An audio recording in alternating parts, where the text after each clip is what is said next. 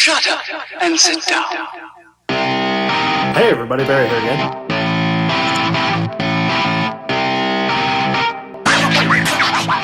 Hey everybody, Barry here again. We're back at the truck?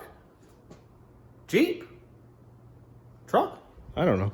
So I know the videos have been in a really crazy order for the last little while with me getting the truck done on the road, breaking it, fixing it, breaking it, and then the videos of leading up to the truck being done is a lot. But anyway, here's the truck. It's still up on the dollies because it's still broken. I need a rear end for it. And I thought about something. Craig is scrapping this Jeep Liberty. Here we go. We can see that it's already in the process of being scrapped. There's a lot of parts there taken off for Craig. And he said, hey man, would the rear end work in your truck? Would it? I think it's got the same pattern as Ford, 5-on-1 14.3, which I'll be able to use my tires and wheels. These are relatively narrow. Now it's an 8.2, which I don't really think is overly strong. I don't know if it has limited slip. It might burn one tire. I don't know.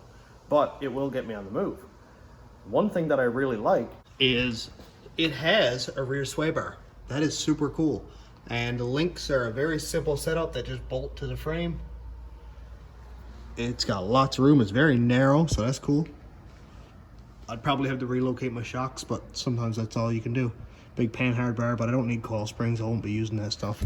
There's possibility here for something.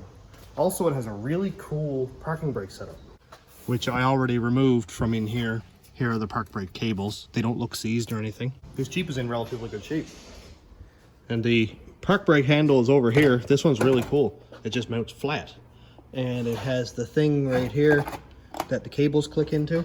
This here is actually spring loaded. You can unwind this one to pull this piece back here, and it holds constant pressure on it so that I guess they don't go slack or something. But yeah, that's pretty cool. So I can mount that right on the floor of the rat rod. Because unsurprisingly, I don't have a park brake on the rat rod. And it's all there. It's kind of seized up, but I can, every part is there, so I can buy parts for it. It's really neat because the cables go right in there in the back of the backing plate, and it seems like everything is there. Like I said, probably not the most desirable rear diff, but I'm going to do some measurements and stuff before I go pull this thing out and make sure that it's not going to be too wide or too narrow. But if it is, I'll cut my rims up and move the dishes or the rings or whatever in or out. So let's check it out.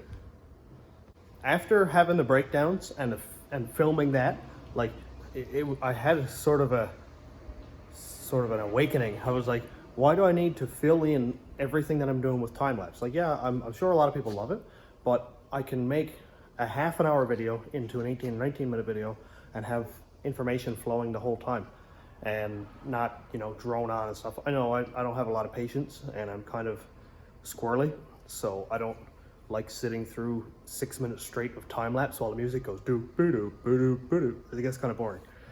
So I think I'm going to do a very similar setup to what I've done with my St. John's trip videos and check in with updates and stuff and a lot more dialogue going on and showing what I'm doing rather than droning on with all the work in fast motion.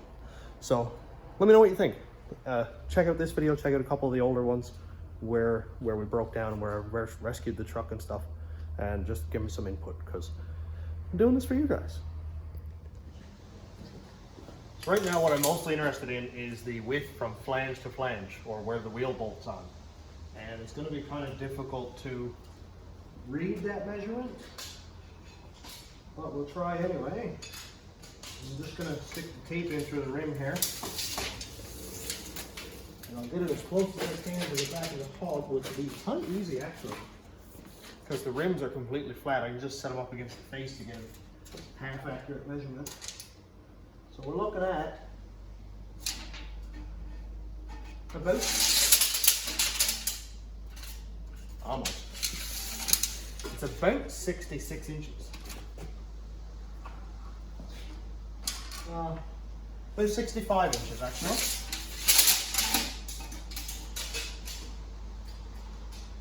So that's not horrible, 65 inches. And then the measurement from the back side of the flange to the back side. How are these rear ends anyway? Are they junk or? did some Googling on it. I didn't really see anything that stuck out at me. Apparently the two axle ratios are 373 and 410, 411. So which is fine, because I got 373s in it now. And it's, it doesn't make it any easier, I guess. And 57, so 65 and 57. 65 and 57. Something else that I'm going to try to measure is the center line of the axle here to the flange right here. That'll give me the distance or the difference in length from this one to mine, so I'll know if my drive shaft needs to be shorter or longer. So this flange right here, the point of this one is very close to the center of the hub, so it'll give me an idea. That's about the center there. And we're looking at about 10.5 inches. I should get a pen and write all this down. So here are my measurements: 65 inches from the outside of the rotor to the outside, 57 to the back of the flange, and then 10.5 inches from the center of the axle to the face of the hub where the U-joint bolts in. Another thing I had to check out is I got to unbolt this wheel and grab my back wheel and bolt it on and see if it's going to fit over the caliper. If it doesn't, then scrap the whole idea. All right, well, I got the straps off the truck. I figured I might as well take it off. So I don't have anything to hook onto the dolly right now, but it's going to be a little bit violent looking, but let's pull it off.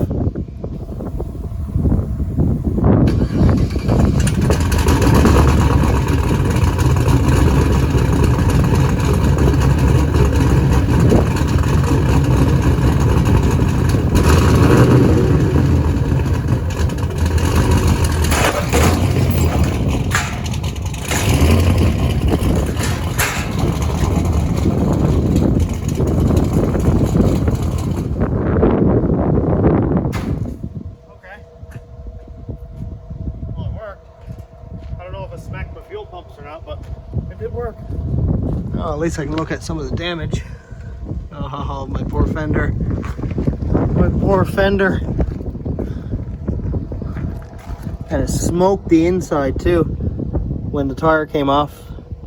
Surprisingly, it didn't tear the ground off or whatever, but that's it. Well, at the very least, I can drive it in the shop to change the rear end. I'm going to take some 10-second measurements and we'll check inside.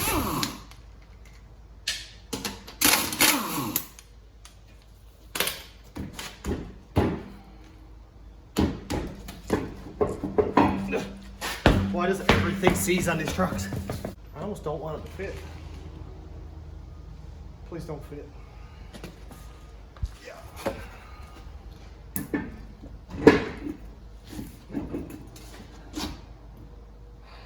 Crap. It fits. It looks so cool on this Jeep though. Yeah. I got about a 1/4 inch space behind the caliper, Craig. It's gonna work. It's gonna work. It's gonna work. That's hilarious. Yeah? You're gonna have a Jeep rear end. That's kind of cool anyway. Isn't it? Yeah. Wonder how long till I blow it up. Hopefully, never. That's it. It'll work. With those? I might have to cut the centers of the wheels and move them in because this one's about 8 inches wider than mine now. But, How about your brakes and stuff? well, I'd use all these brakes. You'd have to use Yeah. all. Well, I'd buy all new brakes again, but Yeah, that's. I lost my new caliper. It's in the ditch I somewhere. saw that. I Yeah. didn't know if you were gonna grab it for warranty. I tried. I Yeah. tried to find it, but I couldn't find it. Okay, that's in the parking lot. Motorhome coming in, van coming in, car backing out on the highway. What a mess. What do we do? What do we do? It'll work. I guess I'll start pulling in after dinner. Cool. I think it's so cool to see that. So it's gonna work. Somebody's gonna come in here and say, "Don't use a Chrysler, don't use a Dodge rear end," and then there'll be somebody else who go, "No power, no car, yeah, brother, woo," and then do a burnout while drinking a Pabst hanging out the window. But you're always gonna get different opinions anyway. One thing I just noticed actually, the Jeep is not looking very level on the ramp. I might have to adjust the cables because we don't need that doing barrel rolls on its way to the floor. I guess the only step now is to remove it. So I just have to take the wheel off, undo a few things here, like the links, the shocks, upper and lower control arms, and the drive shaft, park brake cables. I doubt this rear diff is going to last me very long, but I'm going to try to just kind of prolong it until I build a rear end that's a lot stronger. I'm going to try to save up for like an 8.8 kit with no C-clips or something like that, and see what I come across. And I'm not going to modify anything on a truck. I'd rather modify things on the rear end so that it's very easy to replace the rear end if I need to again. Not a big deal. So I'm going to go pull that out and we'll check back in.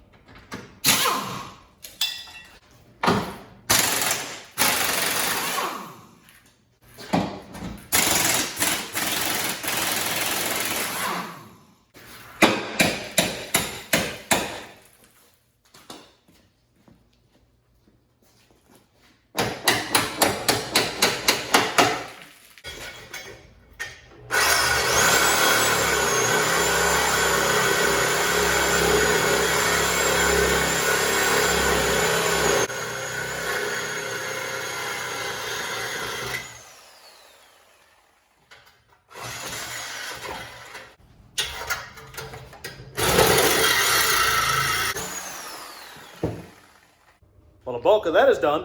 All I have to do now is get up in, like inside the Jeep and disconnect the park brake cables, because apparently I must have missed a bracket or something, because that's what's holding up the rear end. Hello, Dwayne. Hello. Look. Oh, I just tripped over that tire. Look. Yeah, it's just held onto the park brake cables and 2 bolts in the control arms there. So after that, it'll just fall on the ground, and hopefully it doesn't break when it falls down. You gotta convert the disc, are you? Or? Yeah, it's already has discs, yeah. And it's got park brake cables and everything. It'll be the first time I ever had park brake on a truck. And I got the park brake handle and everything. Rated, yeah, I can just leave it in gear and hope it doesn't roll out. Yeah, but it has disc brakes. Yeah. And they're not seized, although the park... Oh, I'm not going to do that. Yeah. I better leave it. So it's not going to be real easy to see here, but the cables are right here clipped into this bracket, and it's not difficult. All we got to do is drill 2 holes, so I'll make my own bracket. And they go way down there somewhere. Anyway, so they go way in under there, right under the back seat, where they come through a grommet. So hopefully I can just clip this out and pull the cables through. I don't expect that to be that easy. So I've got the park brake cables unhooked out of the floor right there, and all I need to do now is take out that bolt and that one right there, and we're donezos. I don't know what this wire here is, probably for traction control or something by the looks of it, but we're not going to need that.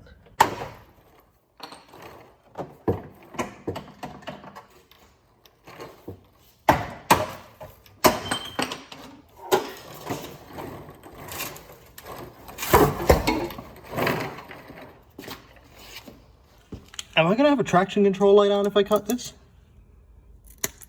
Oh no.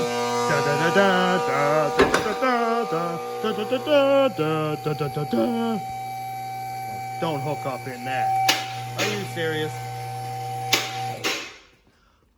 One zip tie. I'm now going to pull this out. Probably put it behind the container until I'm ready to get back in the truck, which is going to be a week or so, because I got a lot of work to catch up on here.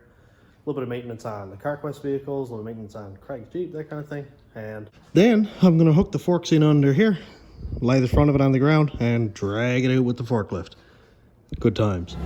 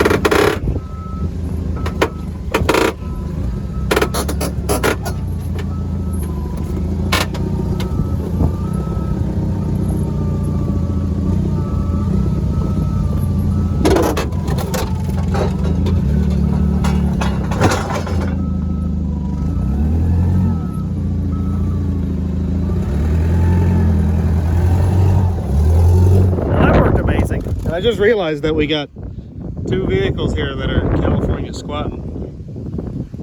Whistle and Diesel will be proud.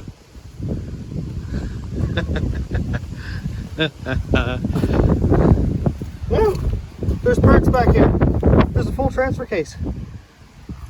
Ugh, and a carburetor. Gross. Well, geez, that worked. Let's go back out and clean up the shop, I guess.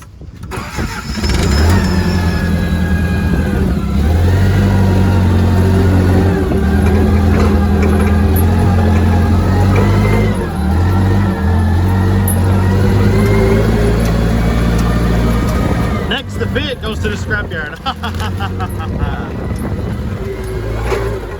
Whoa, keep bouncing. Gonna shake the guts out of you.